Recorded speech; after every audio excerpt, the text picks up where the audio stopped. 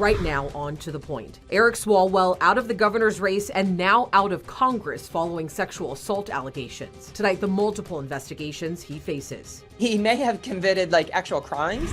Candidate chaos. What is the state of the governor's race that's still without a clear frontrunner? And in our ongoing series of gubernatorial candidate interviews, tonight we sit down with Republican Chad Bianco as he lays out his top priorities for the state. So public safety has to be number one.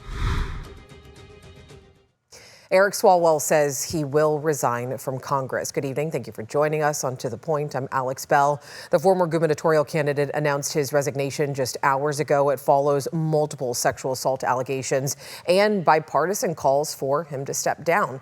Swalwell posted on X saying, quote, "I am deeply sorry to my family, staff, and constituents for mistakes in judgment I've made in my past. I will fight the serious false allegation made against me. However, I must take responsibility and ownership for the mistakes I did make."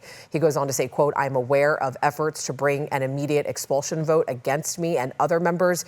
Expelling anyone in Congress without due process within days of an allegation being made is wrong, but it's also wrong for my constituents to have me distracted from my duties," end quote. We do have team coverage tonight. ABC 10's Jenny Hubb breaks down what this all means for the California governor's race. But first, I want to bring in ABC 10's Becca Hobbecker, who joins us with a look at the multiple investigations that Swalwell is now facing. Yeah, Alex, Swalwell currently faces 3 investigations into his alleged conduct, though one will go away once his resignation from Congress becomes official. Tonight, these serious allegations are drawing sharp criticism from people who have considered Swalwell a close colleague. There's no place for that in politics and leadership. Democratic California Congressman Ami Bera sat down with ABC 10 Monday. He says the sexual assault and harassment accusations facing fellow Representative Eric Swalwell are surprising. I was shocked. I've known Eric for a long time. We got elected to Congress together. If those allegations are true, again, it looks like Eric could get prosecuted. Responding to Swalwell's resignation from Congress, fellow Democratic California Congressman Josh Harder said in a statement to ABC 10, "These allegations are deeply disturbing and any person who engaged in this conduct should face full accountability. Resigning from the U.S. House is not enough. Representative Swalwell should be prosecuted for any crimes committed." Indeed, the Manhattan District Attorney's Office confirmed over the weekend it's investigating Swalwell after a former staffer for the lawmaker claimed Swalwell assaulted her while at a hotel in New York City.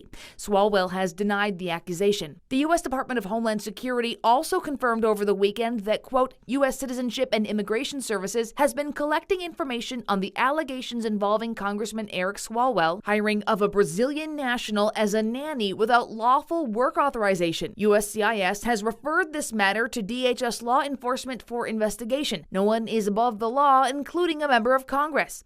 The third investigation comes from the House Committee on Ethics, which said in a statement Monday, in part, that it's looking into whether Swalwell violated the Code of Official Conduct or any law, rule, regulation, or other applicable standard of conduct with respect to allegations that he may have engaged in sexual misconduct, including towards an employee working under his supervision. If he's no longer in Congress, does that investigation just go away? Yep, disappears.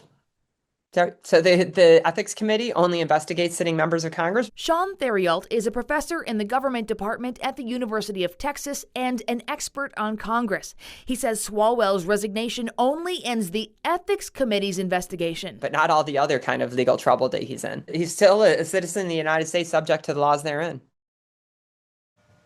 I think the next question a lot of people have is what happens to his seat now? Yeah, it actually could sit vacant until November. Under state law, the governor does not have to call a special election this late in the term, and he can't appoint a U.S. House of Representative. So the governor's office tells us he is looking into what the next options might be. Yep, something our team is obviously following very closely, so we'll bring you updates. Becca, as always, thank you so much.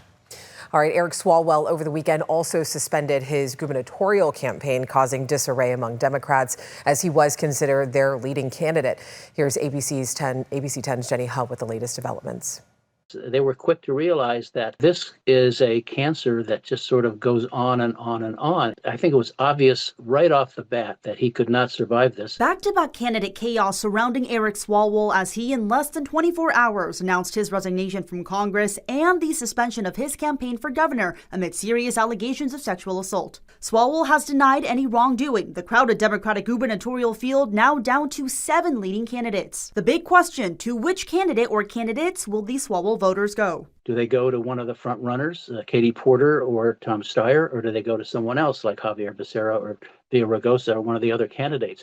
We don't know yet. Well, somebody needs to step out of the box and do something different. And not something different in the way that Eric Swalwell was doing something different. They need to do something different positively. Political experts floating 3 Democratic names to replace Swalwell as the leading Democratic candidate: Tom Steyer, Katie Porter, and Matt Mahan. To me, as a registered lifelong Democrat, it's a little boring. There are a lot of people running for second place right now. Tom Steyer, who's got unlimited bank account. Katie Porter, the prominent female on the ticket. Mahan brings some bona fides that the others don't. Candidates seizing the moment to elevate their own campaigns, with the race of 7 Democrats and 2 Republicans still without a clear frontrunner. We asked San Jose Mayor Matt Mahan directly. Steyer was unavailable for an interview. We did not hear back from Porter. How does the Swalwell dropping out change the dynamics of the gubernatorial race, in your opinion? I think this race is more open than ever. I jumped in just 2 months ago because I didn't see anyone in this field. Your late entry, is this your chance to make up for that? Well, Jenny, I'm working 24/7. The lack of Democratic consolidation highlighted even more as rumors of former Vice President Kamala Harris running as a write-in candidate surfaced. Harris had already declined to run. When asked about the potential, her campaign provided an indirect no. I think she'd be a shoo-in. That kind of campaign is extraordinarily difficult, if not almost impossible to do on a statewide level. On the Republican side, the party also failed to endorse either Steve Hilton or Chad Bianco ahead of the primary. The lack of consolidation in the Republican Party is actually good for the party in that there's a potential for both Republican candidates to make it to the runoff. Because I think a Republican's going to occupy the number 1 slot, and then you're going to have a Democrat in the number 2 slot, and then, of course, that likely flips in November. Jenny Hutt, ABC 10. Well, this June, Californians will head to the polls to help decide who could become the state's next governor. And while the final decision comes in November, for now, 7 leading Democratic hopefuls and 2 Republicans are in the race. To help you get to know them a little bit better and what they say they'd bring to the job, I sat down with the candidates at this past weekend's Republican convention, as we did with the Democratic Party. To keep things fair, we drew their names at random for these interviews. Tonight, meet Chad Bianco. All right, so for people who are meeting you for the first time, why are you deciding to run to be California's next governor? Because I know that if we have a chance of bringing California back for all of Californians, it's going to have to be me that does it. I have a lifetime, my entire adulthood has been making everyone else's life around me better, sacrificing myself at times to make everyone else's life better outside of politics. And I'm taking that same mentality into Sacramento. I think that's what we have been missing. That's what Californians are starving for, is a leader with integrity, with leadership ability, with honesty, to be honest with Californians, but more importantly, to represent everyone. Now, if you were to be elected, what would be your top 3 priorities your first year in office? We absolutely must bring public safety back to the forefront of California. We cannot, even if it's cheap to live here, if it's not safe to live here, nothing works. So public safety has to be number 1, and then we have to completely reverse the government-influenced and the government-caused cost of living in California. All of the regulations that are harming our businesses, our consumers, all have to be removed. Our oil industry, we have to be oil independent in our state. We have to be building independent, build homes that we can afford to buy, and it's all through the regulatory process. Regulations have to be removed for the cost of living. Our education system has to be fixed and remodeled. Our infrastructure, our electricity, our power grid, our water supply, our reservoir situation, our farming, the ability for our farmers to farm. Now, we know that California has spent billions of dollars trying to really fix the homelessness issue, but yet the problem really persists. We see it on our streets and everywhere. Yeah. What would you do differently if you were to be elected? Well, we have spent billions of dollars enabling what we see on the street. This is a homeless industrial complex that the money is being used for what money is used for, and that's to make people rich. It is not benefiting the people that are living on the streets and dying on the streets. We have to treat this for what it is. We have to call it what it is, and we have to get these people the help they need for their drug and alcohol addiction and their mental health illness. And just as importantly, the combination of both. This is not about homes. It's never been about homes. And until we address the real issue and we start acting like true, compassionate human beings, caring about these people that are dying on the streets, we're never going to solve it. And I do want to talk about criminal justice reform. Do you think California has gone too far not far enough or struck the right balance when it comes to criminal justice reform? Well, the entire state knows we have gone way too far. And again, a play on words of calling it reform. By saying the word reform, we believe that it convinces us that something's broken and we have to fix it. But the reality of California's criminal justice reform is an absolute sick and twisted love affair with criminals.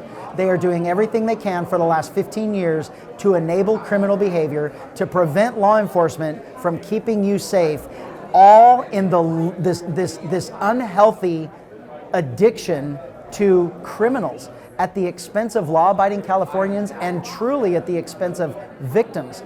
And we have to start being honest with what we are doing. We have to hold people accountable for victimizing us. If you're going to victimize us, you're going to suffer the consequences of what people suffer in a civilized society, and that is jail time. If you are going to choose to break the law, you are going to go to jail. If you get out and break the law again, you're going to jail for longer. And we are going to keep these candidate profiles going at 6:30, giving you a closer look at the top 2 Republicans in the race. Tomorrow, I sit down with Steve Hilton, and I also sat down with the Democratic candidates. If you do want to see what those 7 candidates had to say, make sure you head over to our ABC 10 streaming app right now. We've got some breaking news on the weather front, or more so the earthquake front. We saw one 5.7 magnitude earthquake just to the southwest of Fallon. We'll break down the latest details on the earthquake, some aftershocks with it, and have your full forecast coming up next. But first, in other headlines tonight, 5 people are now charged with murder in connection to last year's deadly fireworks facility explosion in Esparto. The charges come from a grand jury that looked into the blast that killed 7 people and hurt 2 others. The defendants include a now former sheriff's lieutenant who owned the property where prosecutors say 1 million pounds of illegal explosives were stored. Sacramento Police Chief Kathy Lester is retiring after more than 30 years in law enforcement. Lester joined the Sacramento Police Department in 1994 as a dispatcher before becoming an officer in 1996. She became the city's first female police chief in 2021. Her final day is May 15th. Deputy Chief Zachary Ballas will be appointed interim chief. And Britney Spears voluntarily seeking treatment. The singer's representative confirmed that she checked herself in. It comes shortly after she was arrested for DUI last month. Her camp says this treatment might be the first step in overdue change that has been needed in her life. Well, you may have just felt it. There was just an earthquake that was felt here in Sacramento. The magnitude 5.7 quake was centered southeast of Silver Springs in Nevada, and there have been multiple aftershocks. Let's go now to weather anchor Peter Warner with more. Yeah, Alex, this was pretty significant earthquake, not in the fact of just we saw that 5.7 magnitude, but there's all sorts of aftershocks with it. As of right now, we're looking at 9 aftershocks here with this earthquake that just did occur. So this occurred right around 6:29. That's right around 15 minutes ago. I know some of us here in the newsroom actually felt the shake here from this earthquake. Magnitude 5.7, the depth of 6 miles. But again, there's all sorts of aftershocks with it. All these little red dots are just little aftershocks that came with the earthquake itself. Brendan was just checking on it for us. We're looking at 9 aftershocks so far here with this earthquake, many of them at that 3.0 or greater magnitude. So definitely many of us probably felt the shake from that earthquake. We'll continue to follow that breaking news here as we get through the rest of the night, and we'll be sure to update you on any changes or any new information that comes out on abc10.com. Taking a look at the live radar, yeah, some of those renegade showers that we're seeing here right now, but beyond that, not a whole lot going on. It's been a very quiet day. That system that we saw earlier has started to shift its way out further to our south and to our west. Pretty quiet conditions here as we get through the new week. Taking a look outside right now, plenty of sunshine that we're seeing. That temperature right at that 66-degree mark. A little bit warmer than yesterday. Of course, we had the rainfall and the thunderstorms that we saw yesterday. So no surprise, we're a little bit warmer. As we continue through the week, more near seasonal highs. Beautiful spring-like temperatures are going to be ahead of us. We have some isolated showers on Wednesday, but very isolated there in terms of coverage. We do have a gorgeous end to the week as well, with maybe one little wrinkle in there as that Wednesday system clears from the area. But for now, we're just going to focus on this high until we get towards Wednesday. You can see where those winds kind of converge. That's bringing that isolated chance there for those showers. But then we're really not talking about widespread rainfall till this low tracks its way towards the area as we get towards your Sunday. That's the best chance for rainfall we have in the forecast. As we get into the overnight hours, just some clouds we're going to be talking about to start the day, but by your Tuesday afternoon, plenty of sunshine we're talking about. Here as we get towards your Wednesday, you're going to notice this coverage is very, very weak with these showers. Again, very light, maybe 10-20% of us even get a couple of drops here out of this. And as we get towards your Thursday, that system will clear, but we will see wind gusts maybe up to right around 25 to 35 miles per hour. As we look at the next 6 to 10 days, though, that's when we're going to start to see that active pattern. And you can see it here with that 10-day tracker. Yeah, much nicer conditions here through the week, but then those showers arrive as we get into your Monday next week. Alex? All right, thank you so much. Right after the break, the housing shortage is in the headlines once again. A new White House report estimates a shortage of 10 million homes nationwide, while rising mortgage rates fueled by global tensions could make buying even tougher. And then tensions rising in the Persian Gulf and what it could mean for gas prices here at home. All right, here's another look at the earthquake that just happened within the half hour. It was felt here in Sacramento. The magnitude 5.7 quake was centered east of Reno in the area of Silver Springs in Nevada, and there have been multiple aftershocks. We will keep our eye on this. All right, President Donald Trump today ordered a blockade of all Iranian ports around the Persian Gulf after failed peace talks this weekend. Trump says this new blockade is an effort to force Tehran to open a crucial Strait of Hormuz and accept a peace deal. Now, Iran released this video claiming to show a tense standoff between Iranian forces and a U.S. destroyer crossing the strait this weekend. President Trump then gave a stern warning to Tehran.